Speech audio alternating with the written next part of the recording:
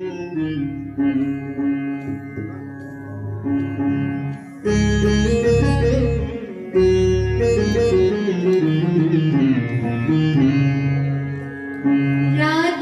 राधे राधे गोविंद राधे राधे राधे राधे गोविंद राधे।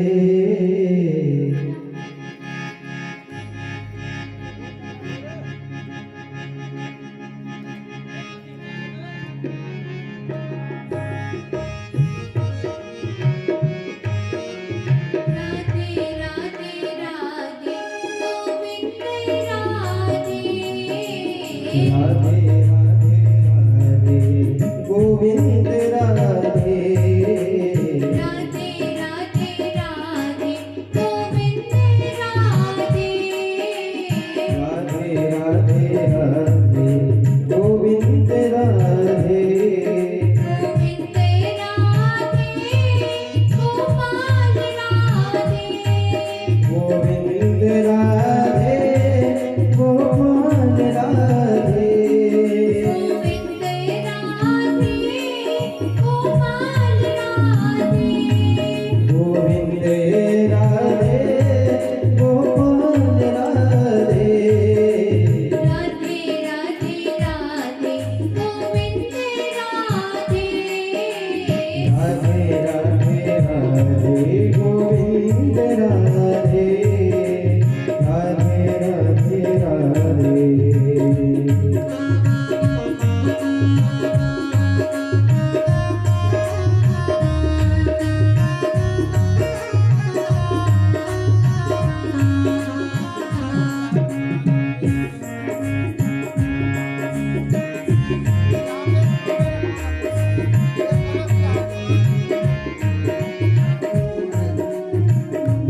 मैं तुझे को श्याम बुलाऊं सागर घर में बदराऊं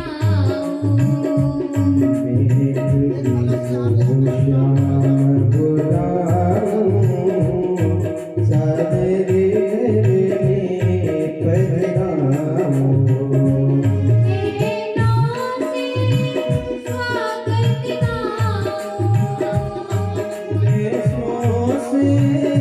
स्वागत गाऊं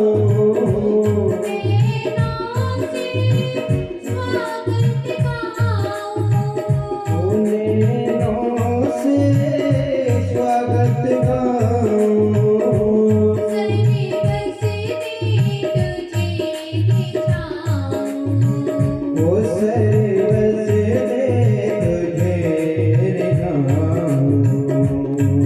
अखियते जल पैरे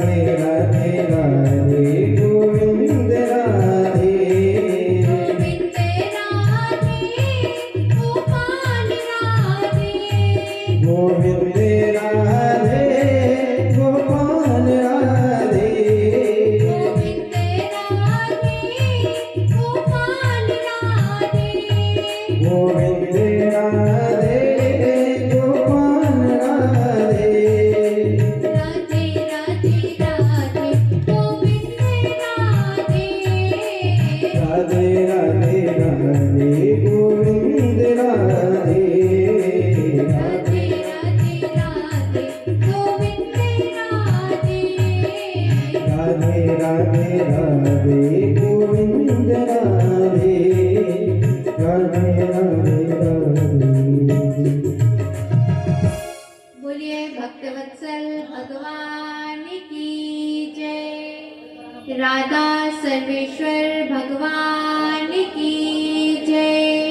वृंदावन बिहारी लाल की जय। गिरिराज महाराज की जय।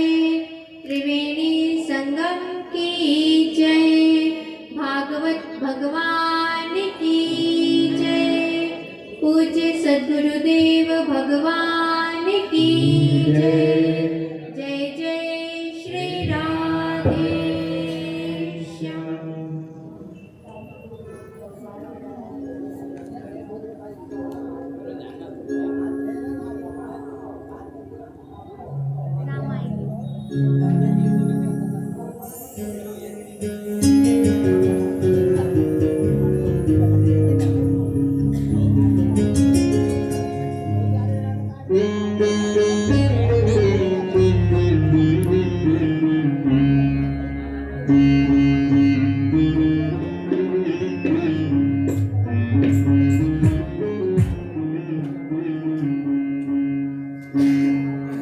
राम आएंगे आएंगे राम आएंगे। राम आएंगे आएंगे राम आएंगे। ओ राम आएंगे आएंगे राम आएंगे मेरी झोपड़ी के भाग आज खुल जाएंगे राम आएंगे। मेरी झोपड़ी के भाग आगे भूल जाएंगे राम आएंगे मेरी झोपड़ी के भाग आज खुल जाएंगे राम आएंगे। मेरी झोपड़ी के भाग आगे भूल जाएंगे राम आएंगे राम आएंगे आएंगे राम आएंगे। राम आएंगे आएंगे राम आएंगे मेरी खाली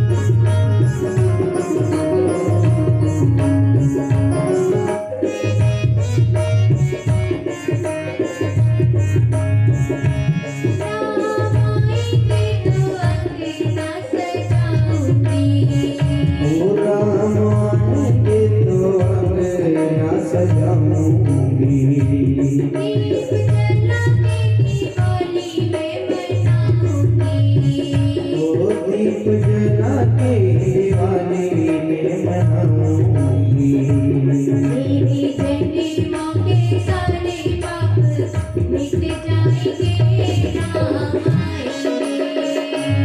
मेरी झोपड़ी के भाग आगे खुल जाएंगे राम आएंगे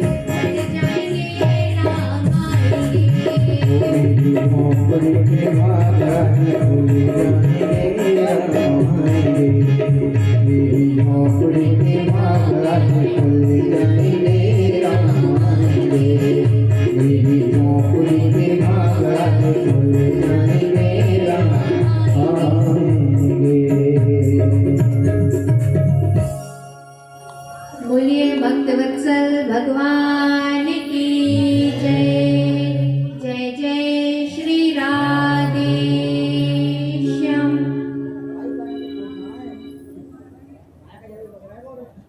कल हम लोग भागवत में श्रवण कर रहे थे। अजामिल ने जैसे ही अपने पुत्र नारायण को पुकारा तो भगवान के जो पार्षद थे वह वहां पर आ गए और भगवान के पार्षदों ने कहा कि इसने अपने पुत्र का नाम नहीं पुकारा है, इसने तो भगवान नारायण को पुकारा है, क्योंकि सांकेत्यम पारिहास्यम वा स्थूलन हेलम मेववा वैकुंठ नाम गृहण मसे सागर हरण विदु। क्योंकि कोई संकेतवश या परिहासवश या कैसी भी तरह से भगवान के नाम का उच्चारण यदि एक बार भी कर लेता है तो उसके समस्त पाप राशियां समाप्त हो जाती हैं। जिस प्रकार अमृत को कोई अनजाने में ही पी ले तो वह उसे अमर बना देता है, उसी प्रकार भगवान का नाम अनजाने में ही यदि लिया जाए तो उसके सारे पाप समाप्त हो जाते हैं। शुकदेव जी कहते हैं अजामिल ने तो अपने पुत्र का नाम नारायण पुकारा था और जैसे ही भगवान के पार्षद आए और यमदूतों का संवाद सुना अजामिल ने, तब उसे ज्ञात हुआ कि मैंने तो अपने जीवन में कितने सारे पाप कर्म किए हैं और फिर उसे सभी विषयों से वैराग्य हो गया और उसने हरिद्वार में जाकर दिव्य तप किया और वह मन ही मन सोचने लगा कि जिससे जो अभी मैंने भगवान के पार्षदों को देखा जो बड़े ही सुंदर आकृति के थे वह अचानक से कहाँ चले गए। इसी प्रकार सोचने लगा और यह भी सोचने लगा कि कहीं मैं यह सब स्वप्न में तो नहीं देख रहा था कि वास्तव में ही भगवान के दूत और यमदूतों का संवाद मैंने सुना। और फिर अजामिल ने भगवान के परम वैकुंठ धाम को प्राप्त किया। म्रियमाणो हरे नामा प्रेणन पुत्रोपचारितम कि अजामिल ने तो मरते समय अपने पुत्र का नाम पुकारा था और उसे वैकुंठ लोक की प्राप्ति हुई। तो फिर जो श्रद्धा भाव से भगवान के नाम का स्मरण करते हैं, कीर्तन करते हैं और अपने मन को हमेशा ही भगवान के चरणों में लगाए रहते हैं तो उनका तो कहना ही क्या है। इस प्रकार भगवान के पार्षदों ने कहा और फिर जो यमराज के दूत थे वह गए यमराज के पास में और यमराज से पूछा कि भगवान अब आप हमको बतलाइए कि इस संसार में कोई और भी शासक है क्या आपके अतिरिक्त। यमराज ने कहा कि नहीं, इस संसार का शासक तो एक भगवान श्री हरि ही है।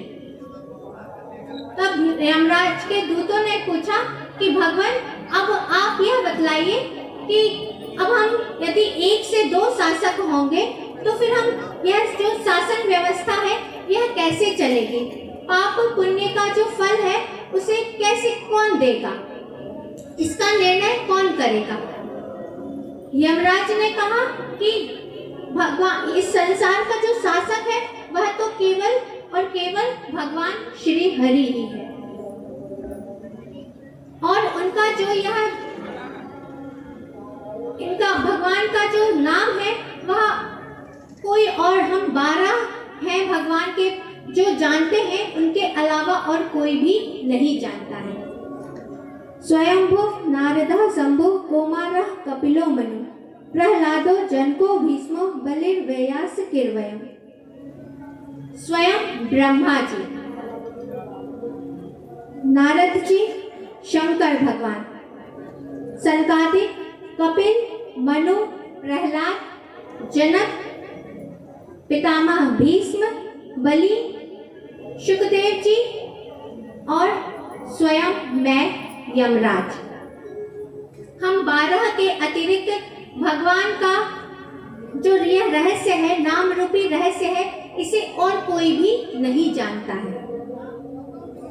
और फिर यमराज ने कहा कि जिनका मन मधुकर हमेशा ही भगवान के चरणों के मकरंद रस का पान करता रहता है, जिसका चित्त हमेशा ही भगवान के चरणों में लगा रहता है, जो हमेशा ही भगवान के नामों का स्मरण करता है, जिसका चित्त हमेशा ही भगवान के चरणों में रत रहता है, उसे तो स्वप्न में भी यमदूतों का दर्शन नहीं होता है। और जो भगवान के नाम से विमुख हैं, उन्हें ही जो हमेशा ही गृहस्थ आश्रम में ही कुटुंबियों के पालन में ही लगे रहते हैं, उन्हें ही मेरे पास लेकर आया करो। जीवान भक्ति भगवत गुण नाम ध्येय, जिसकी जीव से एक बार भी भगवान के पावन नामों का गान ना किया हो, जिसने एक बार भी अपने मुख से भगवान के नाम का उच्चारण ना किया हो, जिसका शीश एक बार भी भगवान के चरणों में ना झुका हो, किसी संत महापुरुष के चरणों में ना झुका हो, उन दुरात्मा दुष्टों को ही मेरे पास लेकर आया करो। इस प्रकार यमराज ने अपने दूतों को समझाया। सुखदेव जी कहते हैं, परीक्षित, यह जो इतिहास है यह अत्यंत गोपनीय है।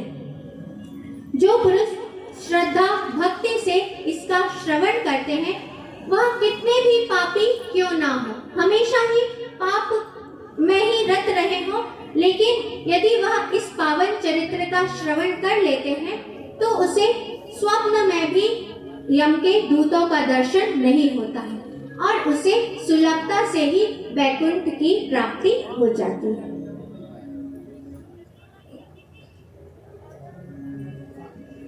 फिर इन्हीं के वंश में आगे हुए दक्ष, प्रजापति दक्ष। उन्होंने अपनी पत्नी के गर्भ से 10,000 पुत्रों को जन्म दिया, जो हरश्व कहलाए, और उन्होंने अपने पिता से आज्ञा ली कि पिताजी, हम लोग पहले दिव्य तप करेंगे और फिर उसके बाद इस संसार को आगे बढ़ाएंगे। और सभी 10,000 पुत्र निकल पड़े तप करने के लिए।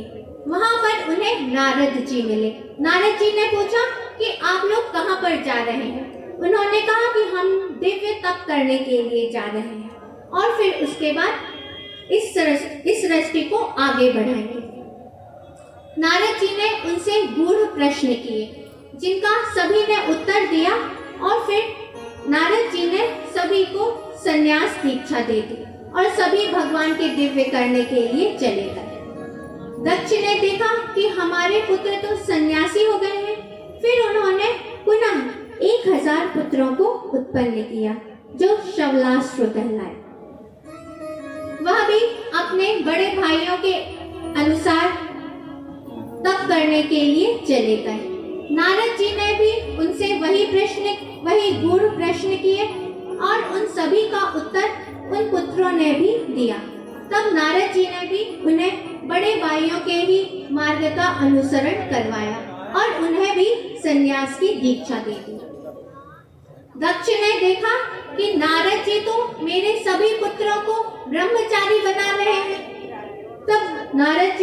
तब दक्ष को बड़ा ही क्रोध आ गया और दक्ष ने नारद जी से कहा, अहो असाधो साधु नाम साधु लिंगेन नस्तया, कि तुम हो तो साधु के वेश में, लेकिन हो वास्तव में तुम असाधु हो।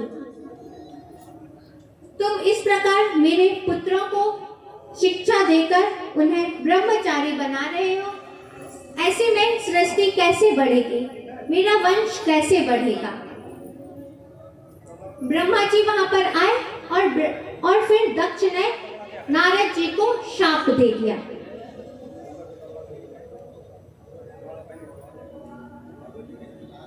कि तुम हमेशा ही विचरण करते रहो, कभी एक जगह पर ना ठहरो। ब्रह्मा जी वहां पर आए और ब्रह्मा जी ने कहा कि दक्ष, अब आप अपनी सृष्टि को आगे बढ़ाइए। तब दक्ष ने कहा कि मैं अपने पुत्रों को उत्पन्न करता हूँ, और नारद जी सभी को विरक्त दीक्षा दे देते हैं। तो ब्रह्मा जी ने कहा कि अब आप पुत्रों को नहीं, पुत्रियों को उत्पन्न करो। तब दक्ष ने 60 पुत्रियों को उत्पन्न किया, जिनमें से 10 का विवाह धर्म के साथ हुआ, 13 का विवाह कश्यप जी के साथ में हुआ, 23 का विवाह चंद्रमा के साथ में हुआ, 2 का विवाह भूतों के साथ में किया, 2 अंगिरा ऋषि के साथ विवाह किया, और 4 ताक्षधारी कश्यप जी के साथ में किया। कश्यप जी की पत्नी थी जिनका नाम था अदिति। उनके एक पुत्र का नाम था त्वष्टा। 12 पुत्र थे, जिनमें से एक पुत्र का नाम था त्वष्टा, जिनका विवाह दैत्यों की बहन रचना के साथ में हुआ। उनके 2 पुत्र थे, सन्निवेश और विश्वरूप, जिनमें से विश्वरूप को देवताओं ने जब देवताओं के गुरु बृहस्पति जी ने जब देवताओं का त्याग कर दिया, तब इन्हीं विश्वरूप को देवताओं ने अपना गुरु बनाया था। राजा परीक्षित ने प्रश्न किया कि बृहस्पति जी ने अपने शिष्य देवताओं का त्याग क्यों कर दिया और विश्वरूप को अपना गुरु क्यों बनाया? यह कथा विस्तार पूर्वक बतलाइए। शुकदेव जी ने कहा कि एक बार इंद्र अपनी पत्नी के साथ में इंद्रासन पर बैठे हुए थे और संगीत आदि का आनंद ले रहे थे। उसी समय बृहस्पति जी वहां पर आए। इंद्र ने देखा कि मेरे गुरु आए हैं, लेकिन उनका कोई ना तो उठकर आदर किया और ना ही अपने गुरु का सत्कार किया। बृहस्पति जी ने देखा कि अभी यह जो इंद्र है यह ऐश्वर्य के मद में मस्त है, इसीलिए बृहस्पति जी ने कुछ कहा नहीं और उस सभा से निकल गए। इंद्र को कुछ देर बाद समझ आया कि मैंने तो अपने गुरु जी का अनादर कर दिया है। मेरे गुरु जी यहाँ पर आए थे और मैंने उनका स्वागत सत्कार तक नहीं किया और मेरे गुरु ऐसे ही यहाँ से चले गए। अब उसे इंद्र को अपनी भूल का एहसास हुआ और वह अपने गुरु के से क्षमा याचना मांगने के लिए चले गए। और बृहस्पति जी ने अपने उस शरीर को योग के द्वारा छिपा लिया। इंद्र ने सभी जगह ढूंढवाया अपने गुरु बृहस्पति जी को, लेकिन वह कहीं पर भी नहीं मिले। फिर देवताओं ने देखा कि बिना गुरु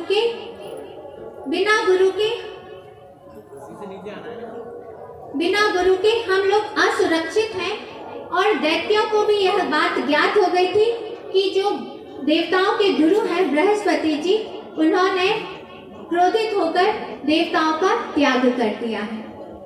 तब इंद्र ने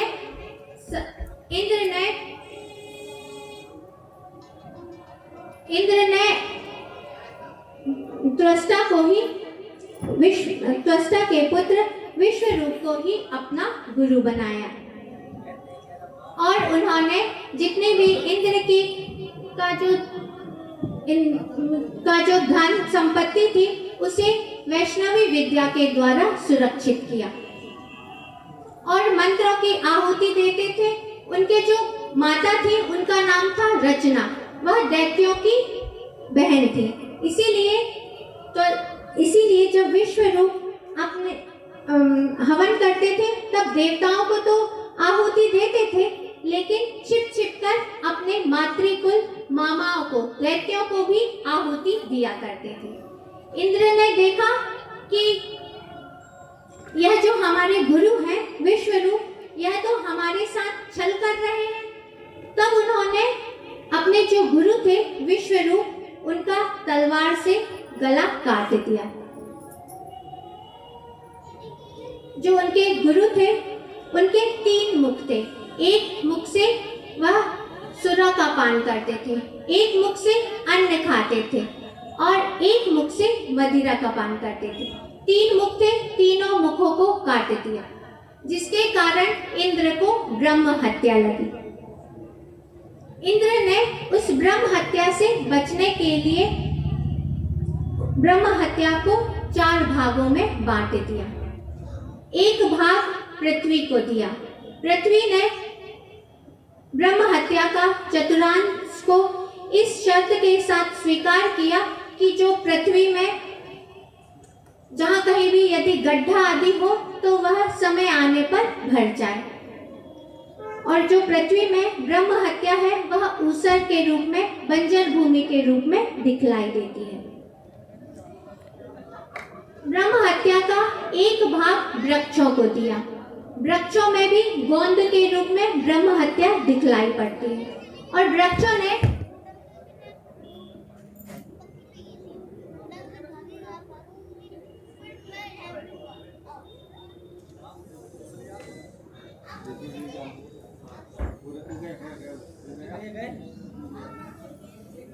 कोई आया है?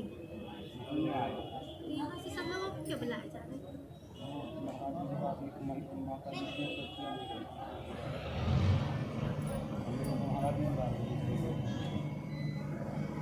कौन ने ऐसी स्थिति में बुलाए?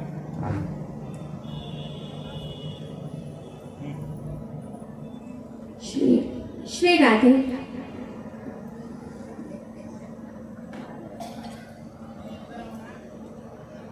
ब्रह्म हत्या का एक भाग वृक्षों को दिया, और वृक्षों ने भी ब्रह्म हत्या को इस शर्त के साथ स्वीकार किया कि भविष्य में यदि कोई आपको काट दे तो वहां से आप पुनः निकल आए। वृक्ष को भी यदि काट दिया जाता है तो वहां से नया अंकुर निकल आता है। तीसरा भाग स्त्री को दिया। स्त्री ने भी कि हमें हमेशा भोगों की प्राप्ति हो, इस शर्त के अनुसार ब्रह्म हत्या को स्वीकार कर लिया। रज के रूप में ब्रह्म हत्या दिखलाई पड़ती है, और एक भाग जल को दिया। जल में बुदबुदे के रूप में ब्रह्म हत्या दिखलाई पड़ती है, और यह आशीर्वाद दिया जल को कि आप निर्झर हमेशा ही स्वच्छ और निर्मल बहते ही रहें। और बुदबुदे के रूप में ब्रह्म हत्या जल में दिखलाई पड़ती है, इसीलिए उस जल को हटाकर और फिर उस जल का सेवन किया जाता है। और फिर जो विश्व रूप थे उनके 3 मुख थे, तीनों मुख से 3 पक्षी बने। विश्व रूप ने जो इंद्र थे उनको नारायण कवच का उपदेश दिया कि, और कहा कि जब देवराज इंद्र जब आपको भय उपस्थित हो तब आप यह नारायण कवच को धारण करके अपने आप को सुरक्षित कर लीजिए। नारायण कवच का उपदेश दिया। ओम हरेर विदिद्याम मम सर्व रक्षाम नस्त्याम के पद्मा पद गैंद्र प्रस्ते। यह नारायण कवच का उपदेश दिया, और फिर बतलाया कि भय का अवसर उपस्थित होने पर इस नारायण कवच को धारण कर लेना चाहिए। जो विश्व रूप थे उनके पिता थे त्वष्टा। जैसे ही उन्हें ज्ञात हुआ कि मेरे पुत्र का इंद्र ने वध कर दिया है, तब उन्होंने एक यज्ञ का अनुष्ठान किया और सभी ब्राह्मणों को बुलाया और कहा कि अब आप मंत्रों के द्वारा ऐसे पुत्र को उत्पन्न कीजिए जो इंद्र को मार सके। सभी ब्राह्मणों ने सोचा कि यदि हम ऐसा करेंगे तो यह सही नहीं होगा, इसीलिए उन्होंने मंत्र में हरस्व का लेप कर दिया।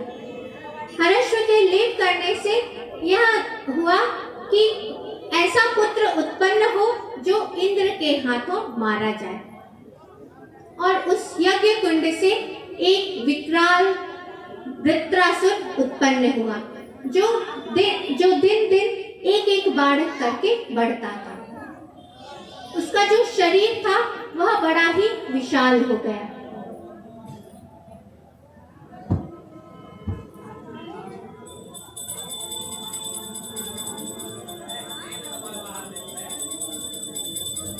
और ब्रह्म हत्या लगी थी जब इंद्र को, तब इंद्र ने उससे बचने के लिए नारायण कवच को धारण किया था। और जैसे ही वृत्रासुर उत्पन्न हुआ, वृत्रासुर ने इन देवताओं के साथ घोर युद्ध किया। इंद्र आदि देवता जितने भी शस्त्रों का उपयोग करते थे, वृत्रासुर सभी को अपने मुख में डाल लेता था। अब देवताओं ने सोचा कि अब इस वृत्रासुर से कैसे बचा जाए।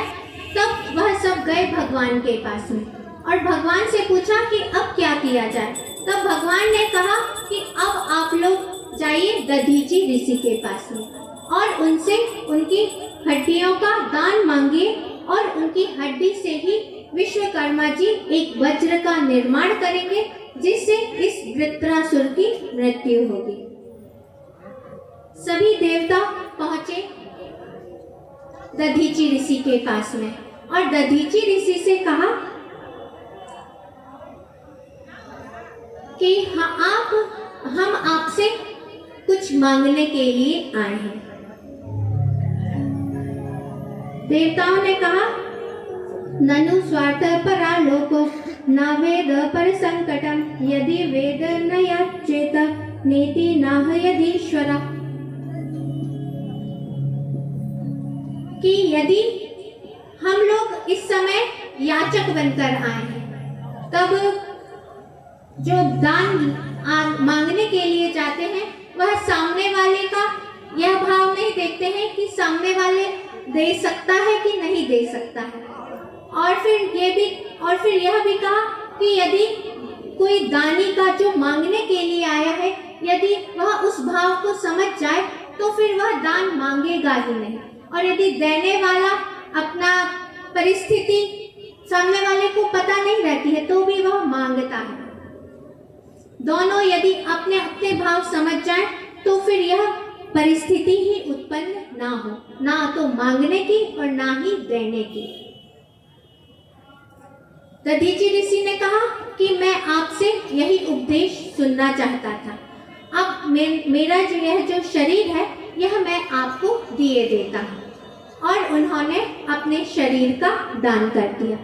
दधीचि ऋषि के शरीर से दधीचि ऋषि के हड्डियों से वज्र का निर्माण हुआ। दधीचि ऋषि का जो शरीर था, उन्होंने नारायण कवच का ही पाठ किया था, इसीलिए उनका जो शरीर था वह दिव्य हो गया था।